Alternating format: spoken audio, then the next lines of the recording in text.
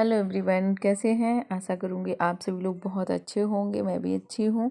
तो आज सुबह सुबह हम बनाने लगे हैं मशरूम मटर की सब्ज़ी, जिसमें मैंने गर्म पानी किया और इन सबको थोड़ा देर उसमें पानी में डाले रखा, जिससे कि जो भी मिट्टी थी, जो भी कुछ था, वो सब निकल गया। और फिर मैंने टमाटर के जो स्किन ऊपर की होती है उसको हटाया और मशरूम को छोटा छोटा टुकड़ों में कट किया, क्योंकि ये फिर खाते टाइम टूटते नहीं हैं।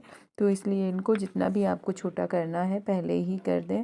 तो सभी के डंठल हटाते हुए मैंने इसको छोटा छोटा कट कर लिया था और टमाटर को भी छोटा छोटा कर दिया था। और इसके बाद मैंने गैस पर कढ़ाई रखी और उसमें डाल दिया गरम होने के लिए तेल, साथ में जीरा, प्याज, लहसुन थोड़ा सा जो भी काट के रखा था वो डाल के और अच्छे से इसको भून लिया है। फिर मैंने छोटी सी कटोरी ली है, उसमें हल्दी पाउडर निकाल लिया है और लाल मिर्च निकाल ली, धनिया पाउडर निकाल लिया है और थोड़ा सा जो मैंने घर पे ये गरम मसाला बना के रखा, तो इसको भी बहुत थोड़ा सा डालती हूँ, ये बहुत तेज़ है। और पानी डाल के उसको गीला करके कढ़ाई में डाल दिया और इसको थोड़ा देर पक लेने देती, जिससे कि ये मसाले अच्छे से भुन जाए। और फिर मैंने ये मसाले भुन चुके थे तो मैंने उसी में डाल दिया है मशरूम को और साथ में डाल दी है मटर और इसको कर दिया मिक्स। और ये पहले थोड़े से उबाल दिए थे, तो अब साथ में ही टमाटर भी डाल देती हूँ और इसको भी मिक्स कर देती हूँ। अब नमक नहीं डाला था तो बस थोड़ा सा नमक इसमें डाल दे रही हूँ स्वाद के हिसाब से। और ये देखिए, देखने में ही इस तरह से भी आप सूखी सूखी एकदम रखना चाहें तो भी अच्छी लगती है सूखी वाली, लेकिन हम लोगों को ज़्यादातर रसीली थोड़ी सी अच्छी लगती है। तो मैंने यहाँ पानी डाल दिया है और इसको ढक के पकने के लिए रख दिया है। थोड़ी देर बाद चेक कर रही हूँ, तो यहाँ देखिए ये बन गई है, लेकिन अभी इसको और पकने देंगे, क्योंकि इतनी ग्रेवी नहीं रखनी है ना, इसलिए।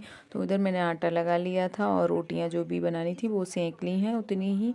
और सब्जी हमारी बिल्कुल स्लो आंच पे दूसरी गैस पे रखे रखे पक रही थी। और ये देखिए, जब थोड़ी देर बाद मैंने इसको खोल के रख दिया था हल्का सा, तो बस धनिया डालने को रह गया था, तो धनिया मैंने डाल दिया है।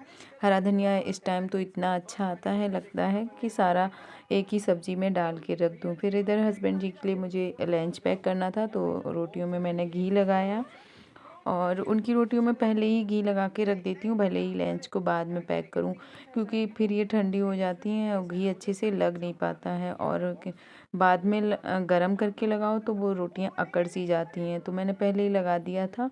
और अब सब्ज़ी भी पक चुकी थी, तो उसको भी मैंने गैस को बंद कर दिया था, ठंडी भी हो गई है। तो उनके लिए मैं लंच लगा दे रही हूँ। तो मैंने थोड़ी सी गाजर को काट के रखा है उनके लिए, और यहाँ पर ये सब्जी मशरूम की उनके लिए भी परोस देती हूँ लंच के लिए, क्योंकि कभी भी वो सुबह खा के नहीं जाते हैं, हमेशा अपना लेके जाते हैं। बस खाना पीना उनका मतलब नाश्ते में कुछ और ही रहता है, इसलिए वो वही खा पी लेते हैं, यानी कि खाते नहीं पी लेते हैं। और जब इन सब का हो जाता है उसी के बाद में मैं चाय बनाती हूँ, क्योंकि फिर इनकी भगदड़ में मुझे चाय हड़बड़ी में पीना बिल्कुल पसंद नहीं है। फिर मैंने चाय पी और बच्चों को लेके आई स्कूल से, सारा काम घर का निपटाने के बाद। और ये सब्जियां शाम की रखी थी, तो मैंने कल आलस आ गया था, निकाली नहीं थी, तो ये सारा कुछ अभी पिन्नी में ही रखा है। तो सारे काम हो चुके थे, बच्चे भी आ चुके थे, तो फिर मैंने ये सब निकाल के इस टब में डाली और इनको धो धो के मतलब रखना है। और अभी 2 बजे का टाइम है दिन का, तो ये 1 आध घंटे में सूख जाएंगे अच्छे से, तो वापस मैं इनको पैक करके पिन्नी में और फ्रिज में रख दूँगी। तो यहाँ पर मटर भी है और गाजर भी है, तो जो धुलने लायक था वो मैंने धुल दिया है, बाद बाकी को फ्रिज में रखेंगे और मटर वगैरह को छील के पैक करके रख देंगे, क्योंकि इस टाइम मटर बहुत अच्छी सी आ रही है और स्टोर करके रख दो वही बेहतर रहता है।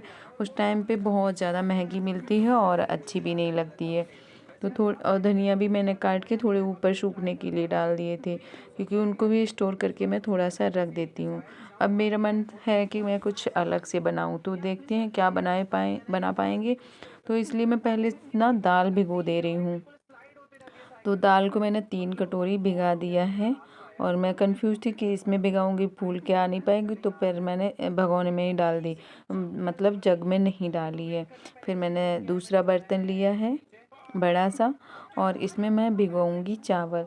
तो ये सारा कुछ भिगो के रख दे रही हूँ अगले दिन के लिए, क्योंकि शाम को धुलूंगी तो धुल दूंगी, नहीं तो फिर सुबह धुल दूंगी। और यहाँ पे मैंने 3 कटोरी चावल लिए हैं। तो 1 कटोरी जो 3 कटोरी दाल ली है तो उसमें से 1 कटोरी दाल जाएगी इस चावल के साथ पिसेगी, और बाकी 2 कटोरी है उसकी मैं मतलब हम लोग इधर दही बड़ा या चनिया जो भी बोल लो वो बनाऊँगी। तो इसलिए मैंने 3 कटोरी भिगा दी है और 3 कटोरी चावल, तो 1 कटोरी दाल इधर चावल में आ जाएगी। तो यहाँ पर अच्छे से दोनों चीज़ों को मैंने धो लिया है और धो के पानी भर के रख दिया है, क्योंकि चावल ये गांव के हैं तो अच्छा सा इसमें सफ़ेद वाला झाग पानी का निकलता रहता है। और मैं कुछ करूं, मेरा कैमरा गड़बड़ ज़रूर करेगा। ये देखिए धुल के मैंने रख दिया है। और इसके बाद शाम हो चुकी थी तो फिर सारे घर के काम निपट गए थे और यहीं पे ब्लॉग को एंड कर रही हूँ। और अब कमरे में जा रहे हैं, बच्चे भी उधर ही हैं, तो अब सोने का टाइम हो चुका है। Bye bye.